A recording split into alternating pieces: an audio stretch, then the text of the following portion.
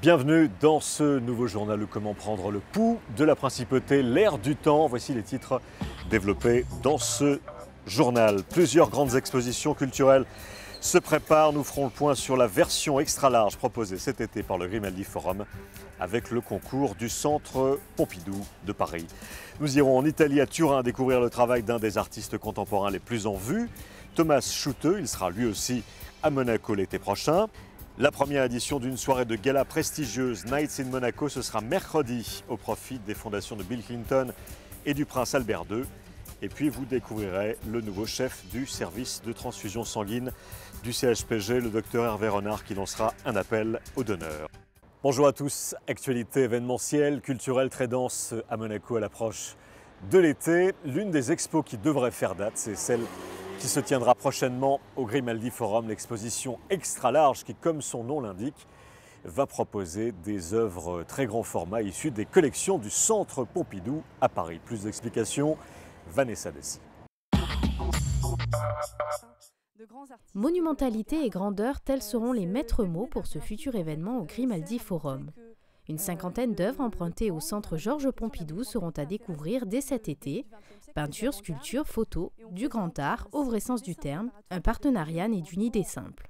L'exposition extra large est née d'une idée de présenter une sélection d'œuvres majeures du Centre Pompidou à Monaco. En fait, l'équipe du Grimaldi Forum est venue nous voir et nous a demandé si on avait des idées d'exposition pour cet été. Et bien sûr, quand on connaît le lieu, qui est très grand, et quand on connaît la collection du Centre Pompidou, qui est faite d'œuvres majeures, mais qui sont parfois de très grands formats, donc qu'il est difficile de rassembler au même endroit, on s'est dit qu'il serait très intéressant de profiter de cette exposition d'été pour rassembler des œuvres que l'on ne voit pas très souvent au centre et de les présenter sous un angle original, qui est celui du grand format. C'est un partenariat inédit qui est vraiment intéressant parce qu'on a des compétences de part et d'autre. Il y a un lieu qui est ouvert à la diversité de la création, qui présente des grandes expositions tous les ans. Et puis il y a du côté du Centre Pompidou la volonté de présenter sa collection dans des endroits variés. Finalement, ce projet rejoint une politique d'itinérance qui est très large puisque tous les ans, nous avons de nombreuses expositions qui nous permettent de présenter la collection dans des institutions très différentes. Certaines de ces œuvres sont de récentes acquisitions et n'ont jamais été exposées en Europe, l'objectif étant d'entraîner le visiteur dans un vertige empathique et lui faire découvrir des grands noms de l'art du XXe et du XXIe siècle, une expérience artistique hors norme. J'espère que le visiteur sera surpris par ce qu'il va découvrir, puisqu'il y aura des œuvres de toute taille, mais des œuvres qui ont pour particularité d'être toutes très grandes, très monumentales.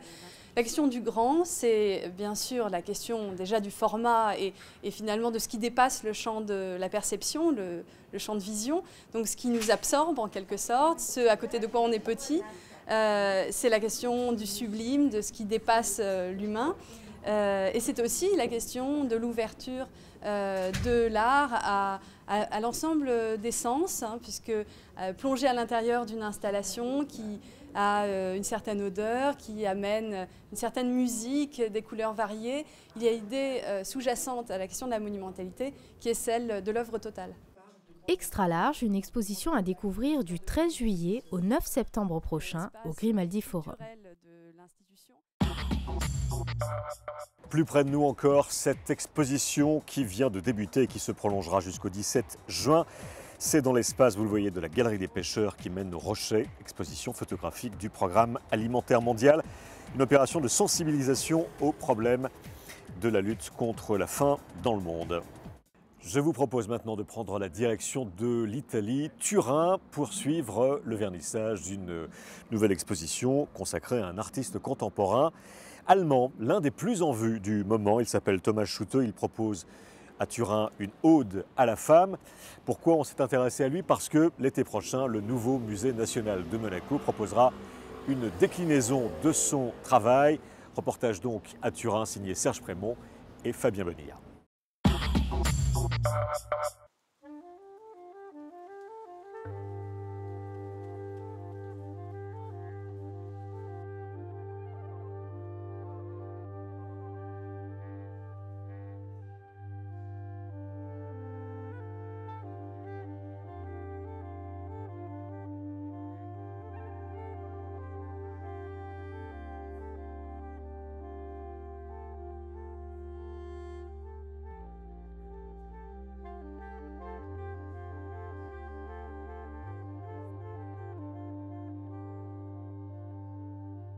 c'est sa relation avec les femmes, c'est ça. Mais comme Picasso, quand il faisait les femmes qui pleuraient, il parlait de lui-même aussi. Aussi, Thomas Schutte, quand il parle de les femmes, il parle de lui-même aussi. Ce n'est pas une exposition qui parle d'une violence de l'artiste contre les femmes, c'est plutôt l'histoire de sa relation avec les femmes. C'est pour ces raisons qu'on peut voir des choses très sensuelles, on peut voir aussi des choses un petit peu violentes, une relation de tension. Mais c'est une artiste extraordinaire qu'on aime beaucoup. C'est une... Peut-être c'est le seul artiste contemporain qui fait un travail sur des nus féminines si intéressant. C'est une artiste totale, c'est comme une artiste de la Renaissance.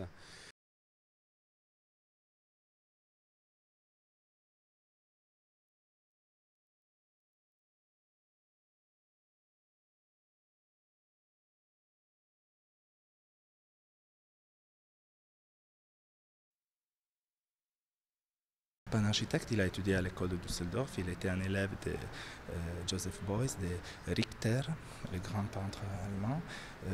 En effet, l'architecture, c'était une façon d'aborder la sculpture dans un autre point de vue, le point de vue des volumes, le point de vue aussi de l'importance sociale et politique dans la culture, dans la société, de l'élément architectural et de la construction architecturale.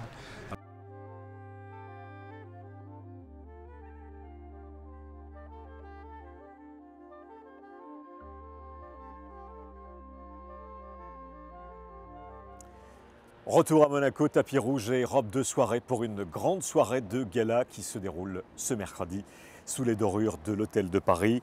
Une soirée qui se conclura par une vente aux enchères exceptionnelle au profit de deux associations, deux fondations même, celle de l'ancien président américain Bill Clinton et celle du prince Albert II. On écoute Mélanie-Antoinette de Massy, c'est elle qui co-organise cet événement, elle nous l'explique.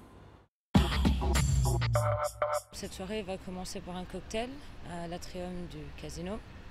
Nous avons beaucoup d'étrangers qui viennent, donc j'ai tenu à ce qu'on serve des barbades joints, des pistolets d'air, des choses locales. Par la suite, nous allons nous diriger vers la salle Empire de l'Hôtel de Paris, où M. Ducasse nous a gentiment proposé de réaliser le menu. Là, nous allons donc organiser une petite tombola, mais également une vente aux enchères avec des lots magnifiques. Je dois remercier tous nos partenaires d'avoir participé aux deux à la tombola et à la vente aux enchères, puis la soirée en général, notamment notre sponsor titre, Goli, qui nous offre une parure, des bijoux extraordinaires, et également Camiard pour Fashion for Floors, qui a accepté, avec le souverain bien entendu, de nous donner une partie, un très gros morceau en fait, 14 mètres sur 2 environ, du tapis rouge du mariage princier, donc qui va être également signé par le couple princier. Nous avons également des rencontres exceptionnelles, notamment avec le président Clinton aux États-Unis pour la soirée. Nous faisons également la soirée à Los Angeles en janvier, donc une table à cette soirée-là et toute une semaine avec lui à une compétition de golf et une rencontre avec le prince et la princesse au palais princier, mais je ne veux pas encore tout dévoiler, ce sera la surprise. Et nous avons aussi le groupe Il Volo, un groupe de 3 jeunes garçons, des ténors, avec des voix extraordinaires, avec aussi une petite touche, je dirais pop quand même, moderne, ils sont très jeunes, qui vont faire un petit intermède musical pendant la soirée, ainsi que Kao Emerald et ses musiciens pour faire danser nos invités. Puis nous partirons au Jimmy's d'hiver pour le after party, qui sera animé par DJ Ruckus, qui est un grand DJ en ce moment très, très demandé, surtout aux États-Unis, où nous avons la chance d'avoir l'association des pâtissiers des restaurants de la Côte d'Azur qui ont bien voulu participer à notre événement et qui vont créer un buffet dessert très extravagant, j'ai hâte de voir, et aussi beaucoup d'animations surprises.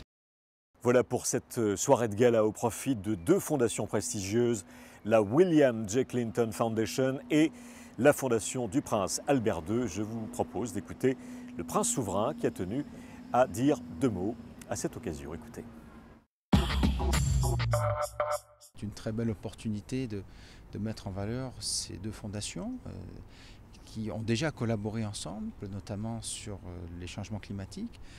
Et donc, je connais bien le président Clinton qui est déjà venu en principauté, mais c'est un grand plaisir et un grand honneur de le recevoir à nouveau. Et donc, je crois que c'est une très belle symbiose et une très belle opportunité, je pense, de contribuer de belle façon et de montrer aussi que la principauté, là encore,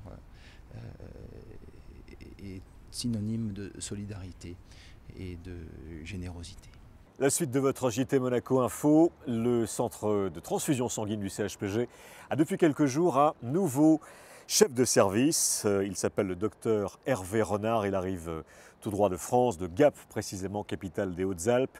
Une arrivée qui coïncide avec cette période charnière comme tous les ans pour le don du sang. Sachez que la principauté est en constante recherche de nouveaux donneurs, d'où l'importance de battre le rappel. Patricia Navarro a donc rencontré le nouveau chef de service au CHPG Transfusion sanguine, reportage. Au printemps, c'est important pour plein de raisons. D'abord, il y a une motivation de beaucoup d'intervenants de développer la transfusion et le don du sang sur Monaco. Je ne vous cache pas que l'hôpital a la volonté de nous aider à rénover le site, à mettre un site fixe de prélèvement. Et nous, de notre côté, on va essayer d'informer un maximum de donneurs de façon à ce qu'ils puissent venir à l'occasion d'une visite à l'hôpital ou d'une visite à un de leurs patients hospitalisés, enfin de leur famille, puissent donner leur sang presque à quelques moments de la journée que ce soit.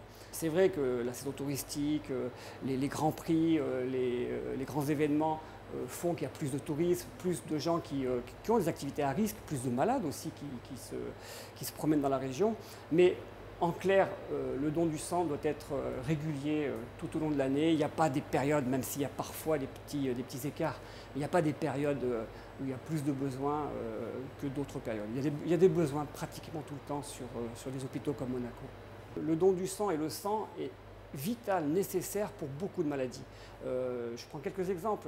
Il y a un traumatisé de la route avec un polytraumatisme qui touche à la fois des os, la rate, etc. Il ne peut pas s'en sortir s'il n'y a pas du sang qui va accompagner sa réanimation. Donc les réanimateurs ont besoin en permanence de sang. Les hématologues aussi ont besoin de sang. On ne peut pas penser soigner une leucémie ou faire une greffe de moelle sans un support transfusionnel adapté. Avant de refermer ce journal, on a vu donc les différentes facettes de l'actualité monégasque du moment. On n'oublie pas le Grand Prix. Vous savez que Monaco Info, chaîne de service public, va se parer dans quelques heures des couleurs du drapeau à damier. Comme tous les ans, vous pourrez suivre l'intégralité des courses de Formule 1, évidemment, les 3 séances d'essai.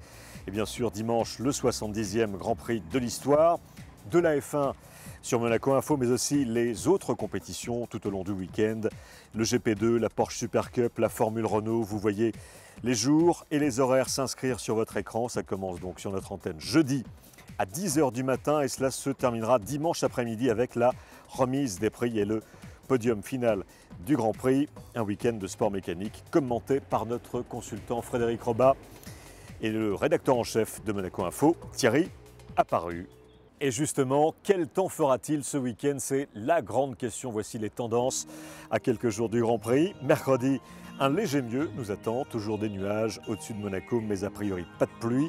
Retour progressif du soleil et retour de la douceur mercredi. Vous aurez 13 degrés le matin, 21 degrés au meilleur de la journée. Jeudi, pour les premiers essais libres, temps agréable, soleil doux et vent faible, 22 degrés de maximal. Vendredi, le soleil sera un peu plus hésitant. Samedi et dimanche, le ciel restera incertain avec de possibles averses. Il va donc y avoir du sport, c'est sûr, dans les stands. C'est la fin de cette édition. Monaco Info, à tout moment, en ligne, mobile et fixe, sur la plateforme monacochannel.mc. Dans un instant, vos magazines, notamment les sorties cinéma de la semaine, présentées par l'inénarrable José Sacré.